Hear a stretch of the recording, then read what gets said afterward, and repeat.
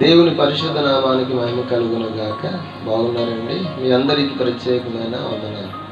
ఈరోజు వాగ్దానము దానియేలు గ్రంథము 6వ అధ్యాయము 23వ వచనం. అతడు భక్తి గలవాడు గనుక దేవుని యందు అతనికి ఏ హానియు కలగదు అని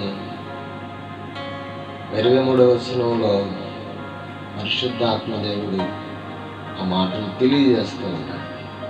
ఈ రోజున భక్తి గలవారు విడువబడుట, వారి పిల్లలు బిచ్చమెత్తుట కానీ లేఖనాల్లో ఎక్కడ కూడా రాయబడి ఉండలేదు. అబ్రహాము చనిపోయినప్పుడు దేవుడు ఇస్సాకుని ఆశీర్వదించాడంట. ఆదికాండం 25:11 వచనం. అబ్రహాము భక్తి గలవాడు, అబ్రహాము నీతిమంతుడు. నిజమే, అతని పిల్లలు భూమి పైన అనేక విధాలుగా విస్తరించారంట.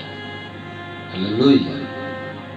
వారి పిల్లలు, వారి సంతతి వారు ఎక్కడ అడుగు పెట్టినా దేవుడు ఆశీర్వదించి విస్తరించేసి మిమ్మల్ని, మీ కుటుంబాన్ని దేవుడు అలాగా నిండారులుగా దీవించునుగాక.